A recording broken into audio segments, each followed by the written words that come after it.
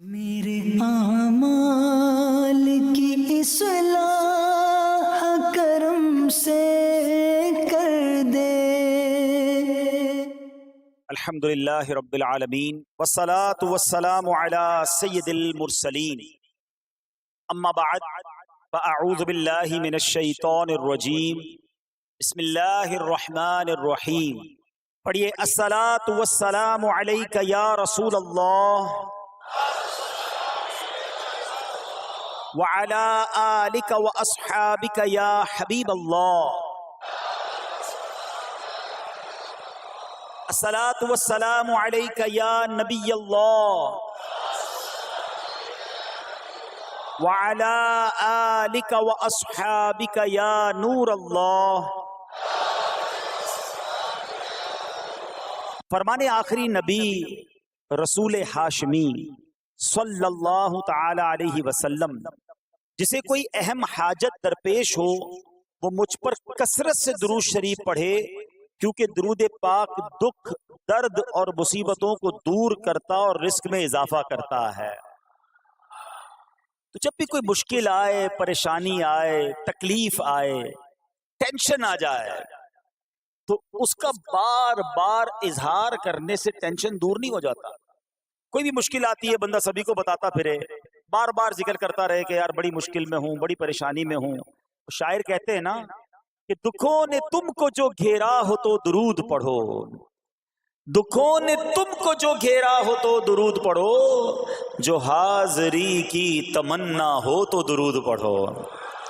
تو جب ٹینشن دور کرنے کا، مشکل دور کرنے کا، پریشانی دور کرنے کا وظیفہ مل گیا ہے، چابی مل گئی ہے، تو پھر فضول باتیں کرنے کی بجائے ہمیں درود پاک کی کثرت کرنی چاہیے۔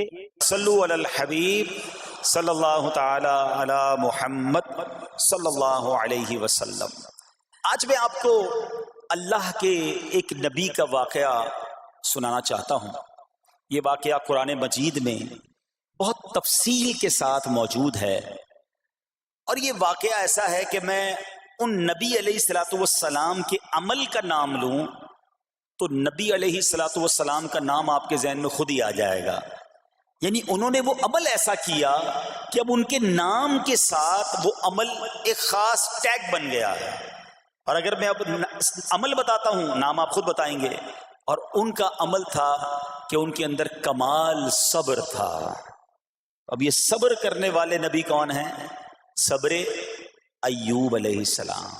مشہور ہے دنیا میں کہ ایوب علیہ السلام کا جو صبر ہے وہ ضرب المثل بن گیا، وہ ایگزامپل بن گیا۔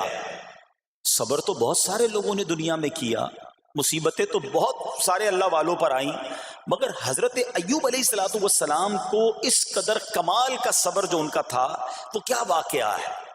تو آج مشکلیں ہیں، پریشانیاں ہیں، ٹینشن ہیں، لوگ جب پریشان ہوتے ہیں تو صبر کا دامن تھامنے کی بجائے نارملی بے صبری، شکوے اور شکایات کی طرف جاتے ہیں۔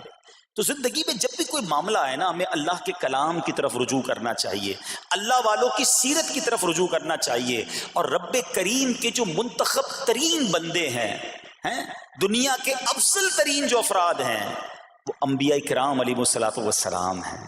تو ہمیں جب بھی کوئی پرابلم آئے، جب بھی کوئی مسئلہ درپیش ہو، پہلے دیکھیں اللہ والوں نے اس موقع پر کیا کیا تھا، قرآن کیا کہتا ہے، حدیث کیا کہتی ہے، تو پھر زندگی میں چیزیں آسان ہو جاتی ہیں۔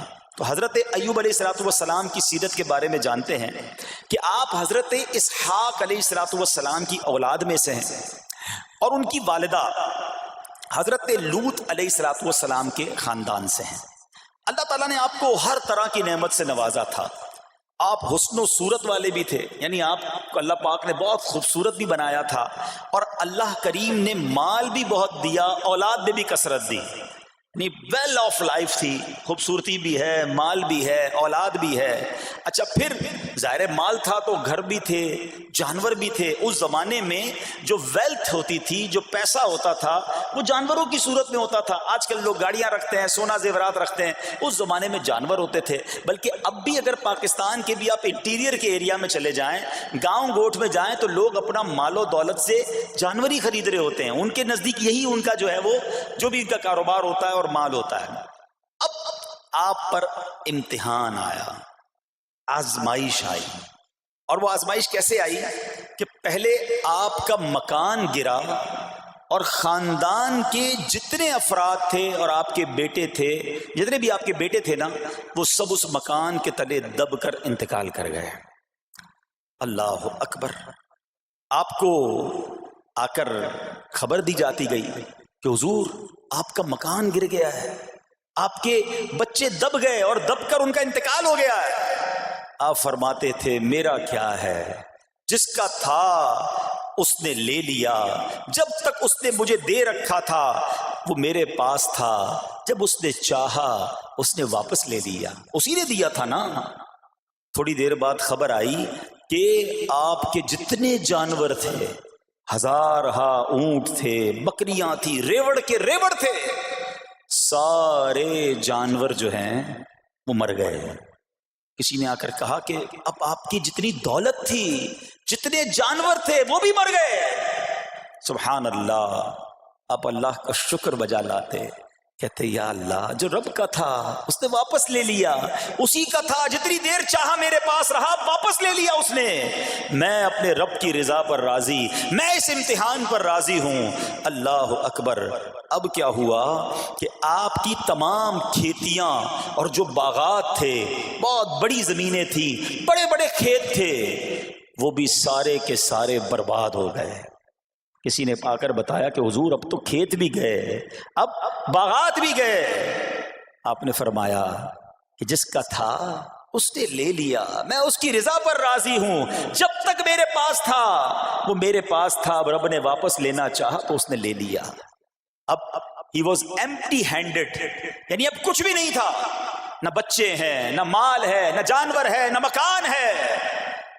مگر حضرت ایوب علیہ السلام کی زبان پر پھر بھی شکر ہے، اب بھی شکر ہے، شکوہ نہیں ہے کہ اللہ میں تیری رضا پر راضی ہوں. لیکن ابھی امتحان ختم نہ ہوا تھا. اور اس امتحان کے پیچھے بعض مفسرین نے ایک اور قول بھی نقل کیا کہ شیطان نے حضرت ایوب علیہ السلام کو دیکھ کر اللہ کی بارگاہ میں کہا کہ مولا یہ تیرا بندہ اس لیے تیرا شکر گزار ہے کہ تو نے اسے بڑا نوازا ہے، بڑا مال دیا ہے، اولاد دی ہے، گھر دیا ہے. اب رب کریم نے حضرت ایوب پر امتحان بھیجا تاکہ پتہ چلے کہ میرے نیک بندے امتحان کے بعد بھی صبر کرتے ہیں. لیکن اب سب چلا گیا نا، تو شیطان نے کہا کہ ابھی جان تو باقی ہے نا، صحت تو باقی ہے. اللہ اکبر.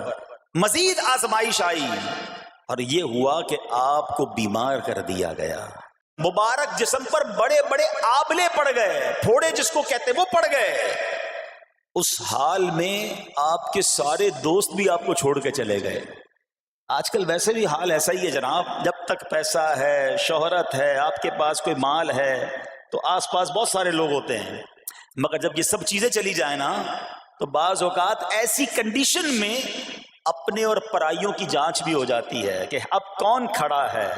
دوستی مال کے لیے تھی، دوستی شہرت کے لیے تھی، دوستی منصب کے لیے تھی، یا کسی کی ذات سے واقعی خالص دوستی تھی.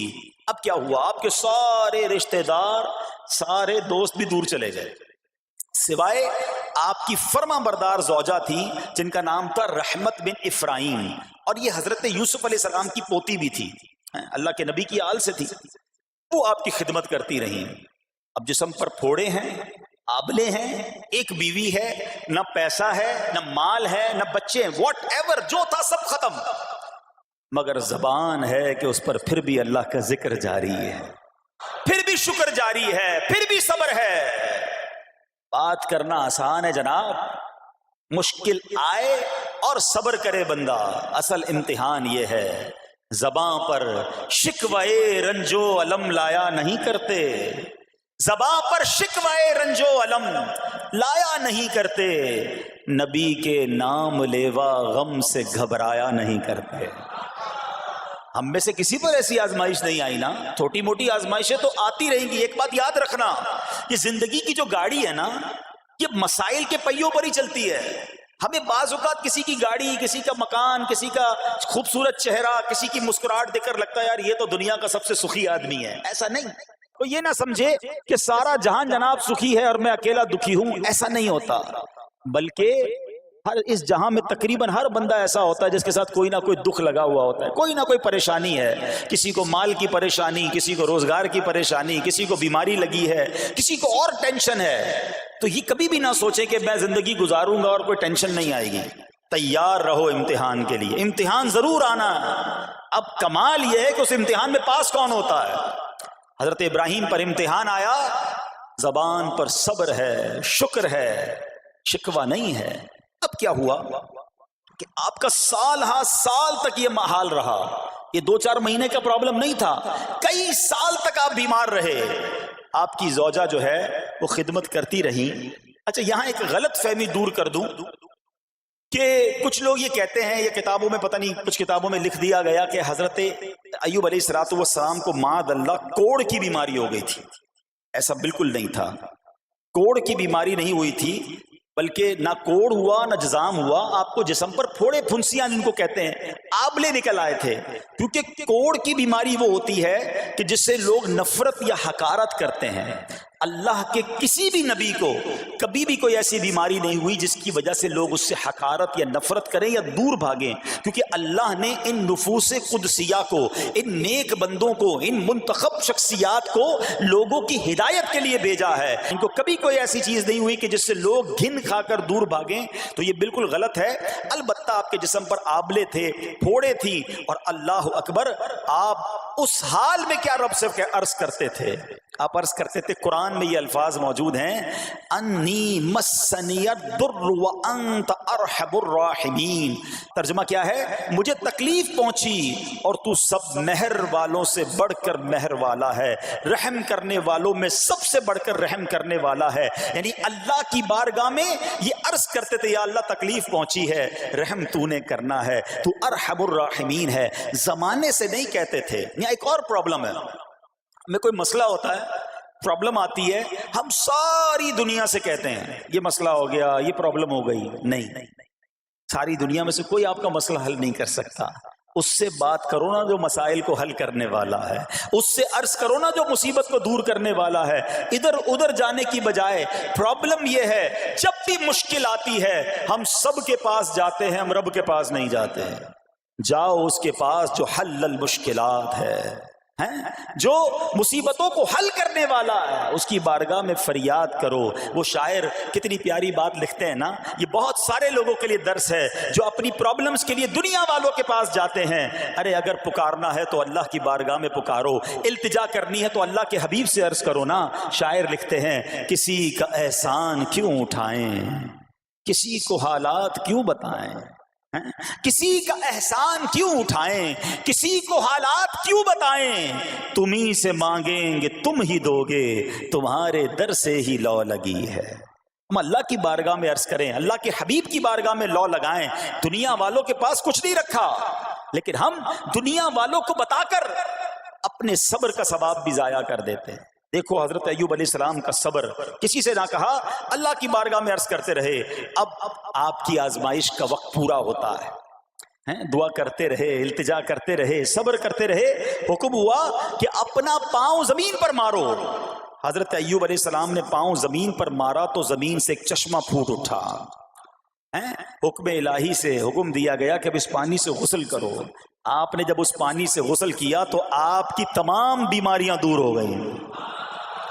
پھر آپ 40 قدم چلے، دوبارہ زمین پر قدم مارنے کا حکم دیا. قدم مارتے ہی ایک اور خوبصورت لذیذ ٹھنڈے پانی کا چشمہ نمودار ہوا. پانی ٹھنڈا، میٹھا اور لذیذ تھا. اب آپ نے وہ پانی پیا تو آپ کے باطن میں نور ہی نور پیدا ہو گیا اور آپ کو اعلیٰ درجے کی صحت و نورانیت حاصل ہو گئی. اور سنو، میرا رب تو قادر ہے نا، اللہ تعالیٰ نے آپ کی وہ ساری اولاد جو دب کر کئی سال پہلے مر گئی تھی، انتقال فرما گئے تھے، اللہ نے ان تمام اولاد کو پھر زندہ فرما دیا اور آپ کی بیوی کو دوبارہ جوانی بخشی، اور اب اس کے بعد بھی آپ کی کثیر اولاد ہوئی. سنو سنو، جو جانور چلے گئے تھے نا، اللہ نے مویشی، اسباب و خزانہ اس سے زیادہ آپ کو پھر سے عطا فرما دیا. صبر کیا تھا نا. ان اللہ مع الصابرین. اچھا یاد سب کو ہے یہ آیت, بچپن سے یاد ہے, اللہ صابروں کے ساتھ ہے, صبر کرنے والوں کے ساتھ ہے. مگر صبر کرنا نہیں ہے, امتحان آنا ہے تو صبر کرنا نہیں ہے. آیت سب کو پتا ہے. اچھا جس کے ساتھ پرابلم ہو جائے نا, اس کو بھی بندہ درس دینے جا رہا ہوتا ہے, بھائی صبر کرنا, اللہ آپ کو صبر دے. لیکن جب اس پر امتحان آتا تو یہ صبر کرتا نہیں ہے. دوسروں کو درس دے رہا تھا, آج تیری باری آئی ہے نا, تو صبر کا دامن نہ چھوڑیں. میں آپ کو ایک بات سوال پوچھنا چاہتا ہوں. آج کل ہم بڑے لوگوں سے تعلقات کیوں بنانے کی کوشش کرتے ہیں؟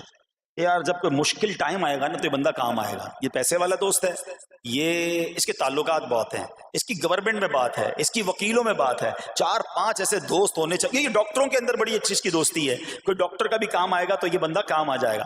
ہم دنیا والوں سے تعلقات اس لیے بناتے ہیں تاکہ یار مصیبت آئے تو یہ بندہ کام آئے. اور نارملی اکثر ایسا ہوتا ہے کہ جس سے امید رکھی ہوتی ہے مصیبت کے وقت غائب ہو جاتا ہے. لیکن رب خود قرآن میں فرما رہا ہے ان اللہ مع الصابرین, صبر کر لو اللہ کی رحمت تمہارے ساتھ ہو جائے گی. اب میں آپ سے سوال کرتا ہوں, دنیا کے تعلقات ہوں یہ ضروری ہے یا یہ فائدے مند ہے, یا بندہ صبر کر لے تو اللہ کی رحمت ساتھ ہو جائے, سارے غم ویسے ہی دور ہو جائیں گے؟ صبر, اس کو نہیں چھوڑنا ہے. تو حضرت ایوب علیہ السلام کی زندگی میں ایک اور واقعہ یہ ہوا کہ جب آپ بیمار تھے, آپ کو پتہ جب بندہ بیمار ہوتا ہے تو بعض اوقات اس کی طبیعت میں کیفیات بھی ہوتی ہیں, تو آپ نے اپنی زوجہ کو پکارا, تو آپ کی زوجہ کچھ دیر میں حاضر ہوئی, تو آپ نے جلال میں آ کر اس کو 100 درے, اپنی زوجہ کو 100 کوڑے مارنے کی قسم کھا لی. اب جب صحت آ گئی تو قسم تو آپ نے کھائی ہوئی تھی, تو اب کیا کرتے؟ اس بیوی نے تو خدمت بھی بہت کی تھی, اب اسے کوئی خاص کیفیت تھی, آپ نے قسم اٹھا لی تھی. تو سبحان اللہ, ایوب علیہ السلام کو اللہ کریم نے قرآن میں کیا حکم دیا کہ اے ایوب آپ ایک یعنی 100 جس کو کہتے ہیں تنکے 100 تنکوں والی جھاڑو لیں اور اس جھاڑو کو ایک مرتبہ اپنی بیوی کو مار دیجئے تو آپ کی قسم جو ہے وہ پوری ہو جائے گی, یعنی قسم کا کفارہ نہیں دینا ہوگا. اللہ اکبر. اللہ نے اس نبی علیہ السلام کی فرما بردار بیوی کی جو سزا تھی یا جو معاملہ تھا اس کو کتنا آسان فرما دیا. تو رب کریم نے قرآن مجید فرقان حمید میں اس کو کس طرح بیان فرمایا, وَخُذْ بِيَدِكَ ضِغْثًا فَاضْرِب بِهِ وَلَا تَحْنَثْ, فرمایا کہ اپنے ہاتھ میں ایک جھاڑو لے کر اسے مار دے اور قسم نہ توڑ. اِنَّا وَجَدْنَاهُ صَابِرًا, فرمایا ہم نے اسے صابر پایا. نعم العبد, کیا اچھا بندہ. اِنَّهُ اواب, بے شک وہ بہت رجوع لانے والا ہے. ارے آج دنیا کسی کو کہے یہ صبر والا ہے, حضرت ایوب کی شان دیکھو کہ رب فرما رہا ہے قرآن میں اِنَّا وَجَدْنَاهُ صَابِرًا, اور ہم نے ایوب کو صبر کرنے والا پایا, صابر پایا. اللہ حضرت ایوب کے صبر کے صدقے ہمیں بھی صابرین میں شامل فرما لے. اللہ اکبر, سبحان اللہ. اور رب کریم نے جو اواب فرمایا, علماء کہتے ہیں کہ یہ اواب کے لاجواب خطاب کو جو آپ کے سر مبارک پر ایک تاج کی طرح رکھ دیا گیا, کیونکہ اواب کے معنی کیا ہے, انہو اواب, بے شک وہ بہت رجوع لانے والا ہے. اللہ اکبر. صبر کیا تو رب نے کیسے کیسے القاب جو ہیں وہ قرآن میں عطا فرمائے. یہاں ایک اور بات بھی سیکھنے والی ہے کہ حضرت ایوب علیہ السلام کے صبر کا کمال یہ ہے کہ قرآن میں ذکر آ گیا. اب صبح قیامت تک حافظ تلاوت کریں گے, تراویح میں قرآن پڑھا جائے گا, جب بھی قرآن کی تلاوت دنیا کے کونے کونے میں کی جائے گی, قیامت تک حضرت ایوب کے صبر کا ذکر ہوتا رہے گا. جب آپ صبر کرتے ہیں اللہ رسول کو راضی کر لیتے ہیں, اللہ ان ناموں کو بلند فرما دیتا ہے. بہرحال میرے پیارے اسلامی بھائیوں, اب یہاں تھوڑا سا ایک شرعی مسئلہ بھی سمجھ لیں. بعض اوقات کہ آپ لفظ سنتے ہیلا, اچھا کچھ لوگ جب یہ لفظ ہیلا سنتے ہیں تو کنفیوز ہو جاتے ہیں, یار یہ کیا, ایک کام کرنا تھا اس کو ایک اور طریقے سے کر دیا, ہمیں سمجھ نہیں آ رہا. عجیب عجیب سی لوگ باتیں کرتے ہیں. سبحان اللہ. علماء فرماتے ہیں پہلے ہیلے کا مسئلہ سمجھ لیں. فتاوی عالمگیری میں ہے جو ہیلا کسی کا حق مارنے یا اس میں شبہ پیدا کرنے یا باطل ذریعے سے فریب دینے کے لیے کیا جائے وہ مکروہ ہے, اور جو ہیلا اس لیے کیا جائے کہ آدمی حرام سے بچ جائے یا حلال کو حاصل کر لے وہ اچھا ہے. انما الاعمال بالنیات, غلط نیت سے ہیلا کہ کسی کا حق دبا لوں یا معاذ اللہ زکوٰۃ ادا نہ کرنی پڑے, تو اللہ کو کوئی دھوکہ نہیں دے سکتا, اللہ دیکھ رہا ہے کہ اس کی نیت کیا ہے. لیکن ہیلا اس لیے ہے کہ حرام سے بچ جائے، حلال حاصل کر لیا جائے، تو اس کی جو جواز کی صورتیں ہیں علماء نے فرمایا یہ آیت اس میں دلیل ہے. اور آیت کیا تھی؟ وَخُذْ بِيَدِكَ ضِغْفًا فَاضْرِبْ بِهِ وَلَا تَحْنَثْ، اور فرمایا اپنے ہاتھ سے ایک جھاڑو لے کر اسے مار دو اور قسم نہ توڑو. قسم تو 100 کوڑے مارنے کی تھی، اللہ کریم نے آسانی کا راستہ بتایا. ہاں ایک بات یاد رہے، یہ بڑی امپورٹنٹ بات کرنے جا رہا ہوں کہ مفتیان کرام، قابل اعتماد مفتیان کرام سے رہنمائی لے کر ہم جیسے لوگوں کو، عوام الناس کو کوئی ہیلا اپنے طور پہ نہیں کر لینا چاہیے. ہاں کیونکہ بعض ہیلوں کی شرعی طور پر اجازت نہیں ہوتی، اور بعض اوقات ہیلا کرنے میں ایسی غلطی لوگ کر جاتے ہیں جن کی وجہ سے ہیلا ہوتا ہی نہیں ہے. تو یہاں صرف آپ کو دلیل بتانا تھا، باقی اگر کسی قسم کا کوئی شرعی ہیلا کرنا ہے تو قابل اعتماد مفتیان کرام سے رجوع کیا جائے. سبحان اللہ. اب حضرت ایوب علیہ السلام کے صبر کی بات ہوئی ہے نا، اللہ نے پتہ ہے آپ کو کتنا مقام عطا فرمایا کہ نبی کریم صلی اللہ تعالی علیہ وآلہ وسلم نے ارشاد فرمایا حضرت ایوب لوگوں میں سب سے بڑھ کر عالم، صابر اور غصہ پینے والے تھے. حضرت ابن مسعود رضی اللہ تعالیٰ عنہ سے مروی ہے کہ حضرت ایوب علیہ السلام قیامت کے دن صبر کرنے والوں کے سردار ہوں گے. ہاں صبر کرنے والوں کے بھی سردار ہوں گے. اچھا بعض اوقات ہوتا کیا ہے، اچانک کوئی پرابلم آ گئی، کہیں آگ لگ گئی، گاڑی میں نقصان ہو گیا، پیسے چوری ہو گئے، موبائل چوری ہو گیا، کوئی چیز میں نقصان ہو گیا، کاروبار میں نقصان ہو گیا، صحت خراب ہوئی. بندہ کہتا ہے یار یہ میرے ساتھ کیوں ہوا ہے، میں نے ایسا کیا کیا ہے. بعض اوقات زبان سے شکوے، شکایت، حالانکہ قرآن مجید فرقان حمید نے تو پہلے ہی ہمیں بتا دیا ہے. ہمارا پرابلم پتہ ہی کیا ہے، ہم بہت ساری باتیں جانتے ہیں دنیا کی، قرآن و حدیث پڑھتے نہیں ہیں، تو مینٹلی پریپیئرڈ نہیں رہتے. آپ کو پہلے ہی پتا ہو کہ یار گرمیاں آنے والی ہیں، تو اچانک گرمیاں آئیں گی تو پریشان نہیں ہوں گے نا. آپ کو پتا تھا جون جولائی میں گرمی ہوتی ہے، بھائی سردیاں نہیں ہوتی. آپ پنکھا بھی تیار رکھتے ہیں، ٹھنڈا پانی کا انتظام بھی رکھتے ہیں، گرمی کے وقت باہر کم نکلتے ہیں. اور سردیاں آتی ہیں آپ کو پہلے ہی پتا ہوتا ہے، رضائی تیار کر لیتے ہیں، سویٹر نکال لیتے ہیں. ایسا نہیں ہوتا کہ صبح اٹھتے تو 40 ڈگری ہوتا ہے، دوسرے دن اٹھتے تو 5 ڈگری ہوتا ہے. بندہ کہ یار آج ٹھنڈ کی ہو گئی، کل گرمی کی ہو گئی. مینٹلی پریپیئرڈ جب بندہ ہوتا ہے تو وہ تیار ہوتا ہے. اگر جو قرآن پڑھنے والا ہے، حدیث پڑھنے والا ہے، اس کو تو پہلے ہی مینٹلی پریپیئرڈ ہونا ہے. کیوں؟ قرآن کا وعدہ ہے نا، قرآن کا اعلان سنو. اللہ کریم قرآن مجید میں کیا ارشاد فرماتا ہے؟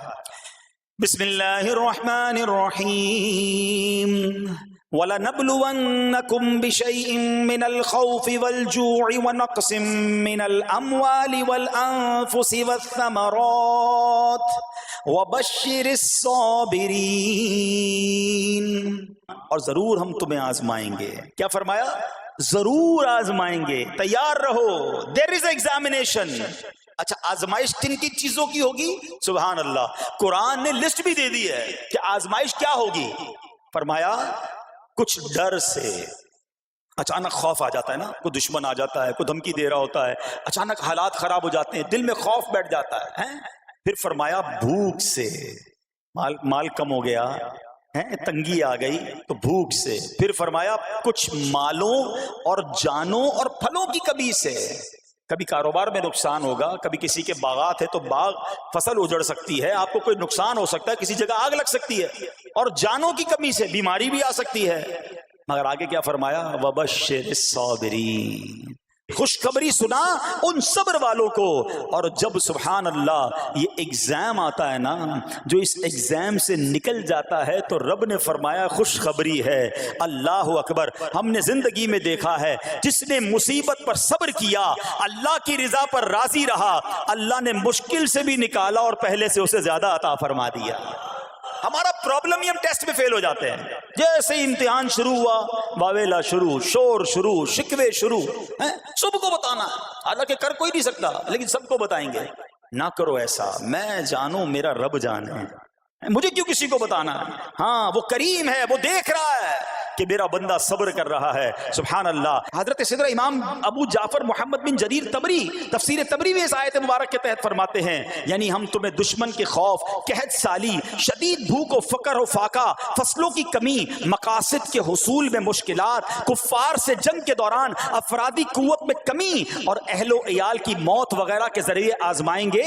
اور یہ سب چیزیں بطور امتحان ہوں گی تاکہ تمہارے سچے جھوٹوں سے اور اہل بصیرت منافقوں سے سے جدا ہو جائیں. یعنی اس ٹیسٹ میں پتہ چل جائے گا کون اللہ والا ہے, کون صبر والا ہے, کون اللہ کی رضا پر راضی رہنے والا ہے. سنو سنو, جب یہ تکلیف آتی ہے نا تو اس کا پھر اجر کتنا ملتا ہے. شہنشاہ نبوت مخزن جود و سخاوت صلی اللہ تعالی علیہ وسلم نے ارشاد فرمایا, جو دنیا میں ہی اپنی ہر خواہش کی تکمیل کر لے تو یہ چیز آخرت میں اس کے اور اس کی خواہش کے درمیان آڑ اور پردہ بن جائے گی. اور جو مالداروں کی زینت کی طرف اپنی نگاہیں دراز کرے تو وہ آسمان والوں کے سامنے بے عزت ہو جاتا ہے. اور جو شدید بھوک پر صبر کرے اللہ عز و جل اس کو جنت الفردوس میں جہاں چاہے گا ٹھکانہ عطا فرمائے گا.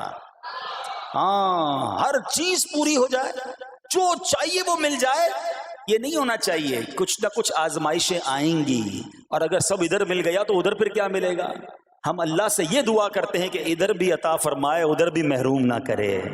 ہاں, ہمیں ڈرتے بھی رہنا چاہیے کہ یار میں جو مانگتا ہوں ادھر مل جاتا ہے, کہیں وہاں محروم نہ رہ جاؤں. تو آزمائش آئے تو صبر کرنا چاہیے, اللہ کی رضا کے طور پہ زندگی گزارنی چاہیے. ایک بار نبی پاک علیہ الصلوۃ والسلام انصار کے پاس تشریف لے گئے تو فرمایا کیا تم مومن ہو؟ بڑا کمال کا سوال جواب ہے, ذرا غور کیجئے گا. ہمارے پاس بھی کوئی آ کر کہے کہ کیا تم مومن ہو تو ہم کیا جواب دیں گے؟ صحابہ خاموش رہے. سیدنا فاروق اعظم نے کہا حضور ہاں ہم مومن ہیں. شاید ہمارا بھی جواب یہی ہوگا مومن ہیں. مگر اگلا سوال سنو نبی پاک علیہ الصلوۃ والسلام کا. فرمایا کہ اگر تم مومن ہو تو تمہارے ایمان کی علامت کیا ہے؟ ہاں, اب ہم سے کوئی یہ سوال کرے تو ہم جواب